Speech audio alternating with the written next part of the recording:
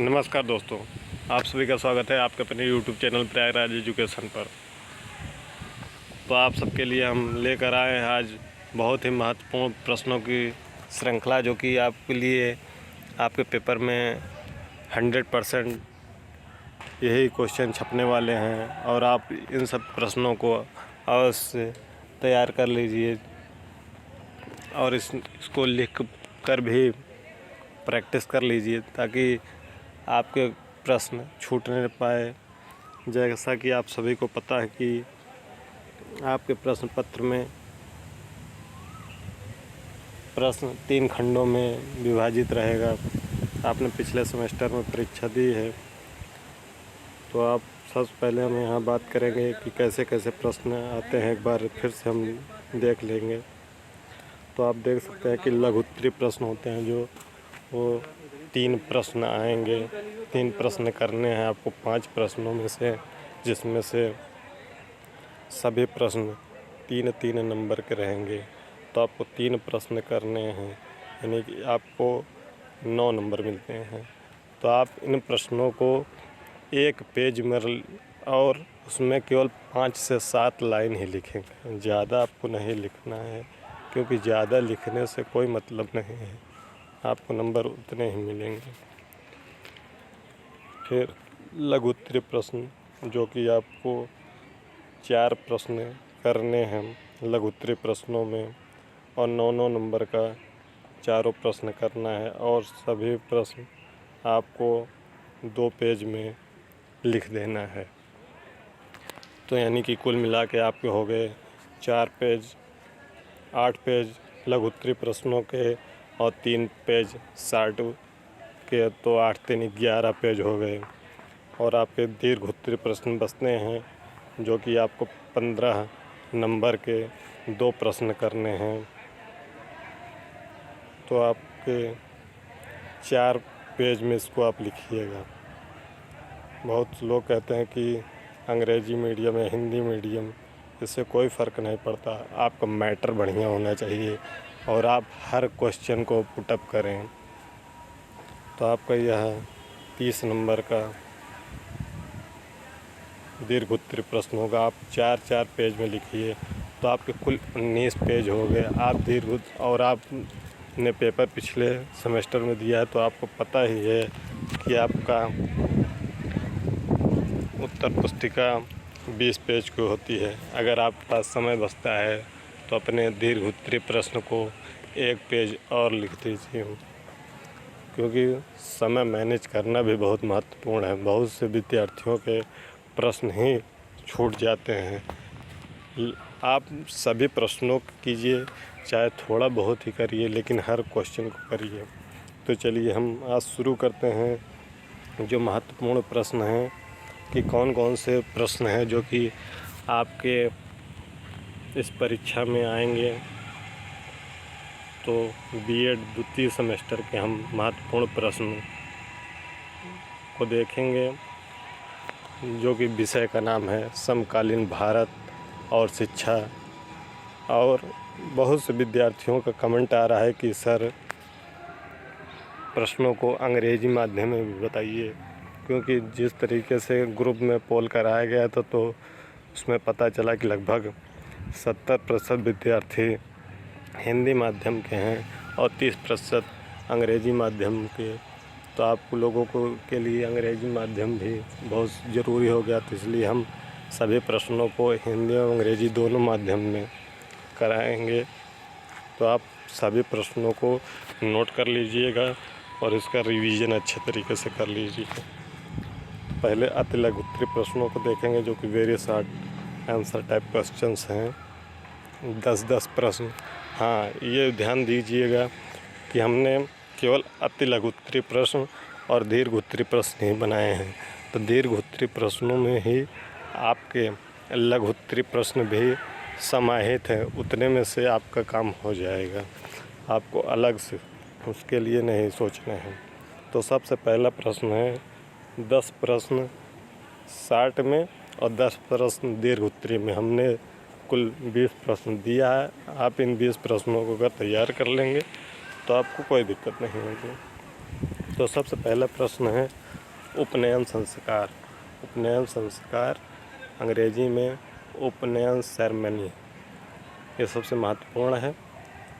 फिर हम शिक्षा का अधिकार, राइट टू एजुकेशन के बारे में बात करेंगे, जो कि 86वें संविधान संशोधन के तहत लागू किया गया था। तो इस प्रश्न को भी आप ज़रूर कर लेंगे। फिर अगला प्रश्न है, लोकतंत्र या प्रजातंत्र से आप क्या समझते हैं? What do you understand by democracy?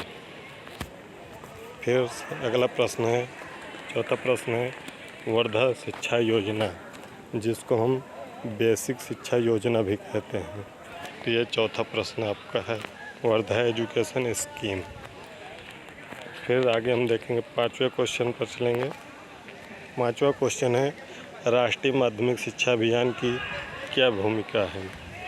Role of राष्ट्रीय माध्यमिक शिक्षा अभियान, जिसको कभी कभी हिंदी मीडियम वाले विशेष ध्यान रखेंगे कि आपको अंग्रेजी में भी कुछ चीज़ें जान लेनी है। कभी कभी प्रश्न शॉर्टकट में और इंग्लिश में दे देता है। जैसे यही क्वेश्चन आपका आ सकता है कि आप RMSA से क्या समझते हैं? मतलब राष्ट्रीय माध्यमिक शिक्षा अभियान, RMS का फुल फॉर्म है।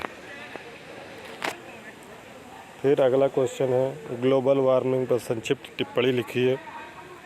Comment on global warming. फिर सातवां क्वेश्चन है, सर्व शिक्षा अभियान, यस ऐसे आप क्या समझते हैं? सर्व शिक्षा अभियान को आप बहुत अच्छे तरीके से देख लीजिएगा। फिर त्रिभाषा सूत्र क्या है? त्रिभाषा सूत्र को भी आप देख लीजिएगा। What is the three language formula? Three language formula क्या है? ये भी प्रश्न बहुत महत्वपूर्ण है। बहु संस्कृतिवाद क्या होता है? What is the multiculturalism? यह भी प्रश्न बहुत महत्वपूर्ण है। फिर लास्ट प्रश्न है, शॉर्ट में, लैंगिक समानता को समझाइए। Explain gender equality. ये थे आपके 60। इन्हीं 10 प्रश्नों को आप याद कर लेंगे तो आप काम हो जाएगा। अब हम लघुत्तरीय और दीर्घोत्तरीय प्रश्नों की बात करेंगे। तो हमने लघुत्तरीय और दीर्घोत्तरीय प्रश्नों को अलग अलग नहीं बनाया है, एक ही में 10 क्वेश्चन आपको बता दिए गए हैं। इसी 10 क्वेश्चन में से आपको कुछ हो जाएगा। तो सबसे पहला प्रश्न है, लघुत्तरीय और दीर्घोत्तरीय में सामाजिक व धार्मिक विविधता की अवधारणा को स्पष्ट कीजिए। Explain the concept of social and religious diversity. फिर अगला प्रश्न है, भारत में शिक्षा के अवसरों को, असमानता को, कारक एवं असमानता को दूर करने हेतु प्रयासों का वर्णन कीजिए। अंग्रेजी माध्यम में है, describe the cases of inequality of educational opportunities in India and efforts made to remove the inequality. फिर तीसरा प्रश्न आपका है, मानवाधिकार से आप क्या समझते हैं? इसकी उत्पत्ति एवं विकास की विवेचना कीजिए। What do you understand by human rights? मानवाधिकार के बारे में आप वर्णन करेंगे। फिर चौथा प्रश्न है आपका, वैदिक एवं बौद्धकालीन शिक्षा का वर्णन कीजिए। सबसे मोस्ट इम्पॉर्टेंट क्वेश्चन आपके दीर्घोत्तरीय प्रश्न में यही रहने वाला है कि बौद्ध एवं वैदिक काल की शिक्षा का वर्णन कीजिए तथा अंतर स्पष्ट कीजिए। या फिर इसी में आप जब वर्णन करेंगे तो उसी में स्त्री शिक्षा के बारे में भी यह प्रश्न उठता है। डिस्क्राइब वैदिक and Buddhist education and explain the difference. अगला प्रश्न है, MDM से आप क्या समझते हैं?